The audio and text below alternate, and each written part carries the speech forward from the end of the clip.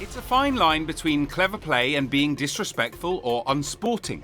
So how many of these events do you remember, and which do you think is the worst? Subscribe to the channel for more videos like this. Suarez's Hand of God.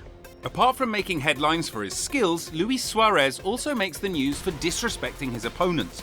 We all know about Suarez's bites on Ivanovic and later Chiellini, which resulted in hefty bans. However, this one's worth a mention too. Suarez usually has bad experiences at the World Cup.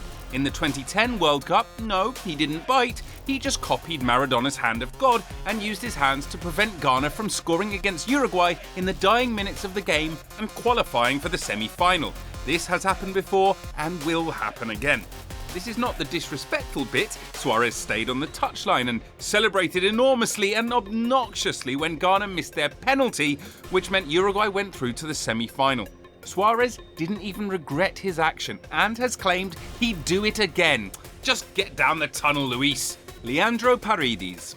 The 2022 World Cup was relatively peaceful, but it wouldn't remain so when the competition entered into the quarter-finals. At this point, the stakes were higher and teams could sniff glory. Tempers were flaring, and in Argentina vs Netherlands, it reached a peak.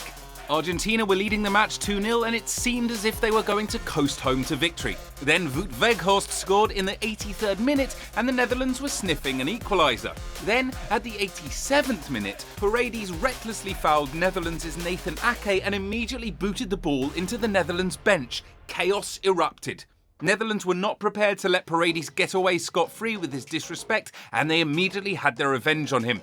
Virgil van Dijk charged towards the Argentine midfielder and bodied him with an impressive chest bump. The remaining Netherlands bench crowded the disrespectful player and eventually the referee calmed the players down, but Paredes walked away from the incident without getting a red card. Did the referee get his decision correct? Kepa refusing sub.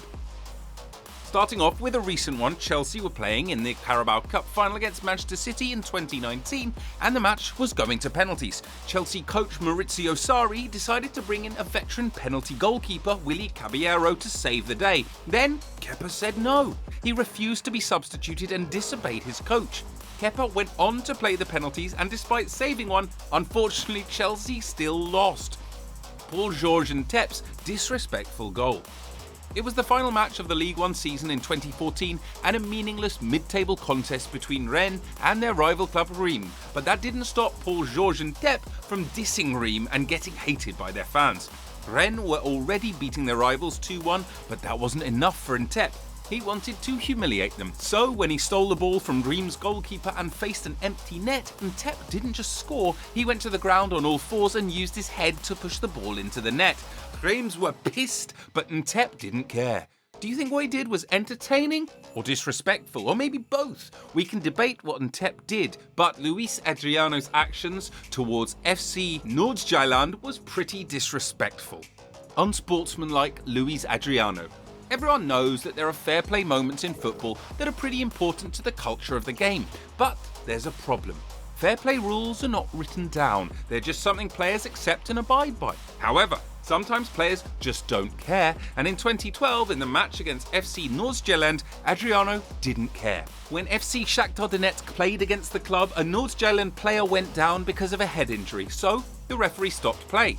So when play restarted, Shakhtar's Willian followed the fair play practice of kicking the ball back to his opponents, but something unexpected happened. Instead of letting the ball roll towards FC Noordjylland's players, Luis Adriano snatched the ball, rounded the keeper and scored. You should have seen the looks on their faces. They couldn't believe what had happened, but there was nothing they could do. Adriano's goal stood, although he did receive a one-match ban for violation of the principles of conduct.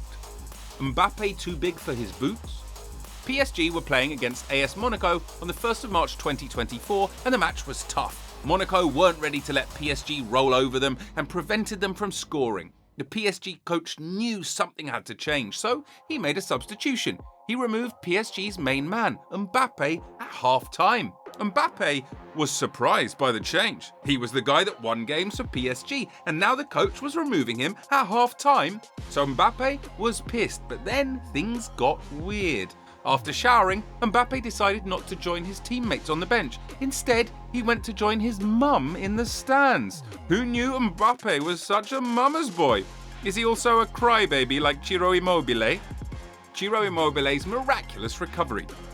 31 minutes into Italy's match against Belgium, Belgium's Jan Vertonghen had slight contact with Immobile, who went to the ground screaming as if Vertonghen had injured him badly. Immobile wanted a penalty, but the referee wasn't in the mood. And just as Immobile was lying down, his countryman Nicolo Barella got the ball and eventually put a venomous shot past Belgium's goalkeeper. Seeing what had happened, Immobile stylishly sprung up to celebrate with his teammates. Where did the injury go, Immobile? Now, this isn't uncommon in the game itself, but this one instance was particularly egregious. At least fake it for a bit afterwards. Ramos smacks Messi. The El Clasico can be a bloody match, and in this 2019 game there was literal blood. So, Messi wanted to tackle Ramos. Ramos escaped the tackle and swung his arm far back to catch Messi in the mouth. Leo went down from the blow and he felt as if his mouth was bleeding, so he went to the ref to check his bleeding mouth and send Ramos off. But somehow Ramos got lucky with this one and escaped the sending off. Sergio Busquets kicks another ball on the pitch. When Messi left Barcelona, things got messy for them. The team went from scoring for fun to not even scoring at all. When they played Cadiz, Barcelona missed many chances, and then in the dying minutes of the game, Cadiz got an opportunity to score. But Busquets wasn't going to allow that. So instead of kicking out a second ball that was on the pitch, he kicked that ball towards the attacking Cadiz player and killed the attack. Busquets was lucky to only get a yellow card for what he did. Is this clever or unsporting? Let us know what you think down below. Coqui Martinez. In the World Cup 2022, goalkeeper Emi Martinez won the competition outright with Argentina and also won the Golden Glove Award. So, when he decided to celebrate with his award, things got nasty. Martinez put the award near a crutch with an official looking at the goalkeeper with questioning eyes.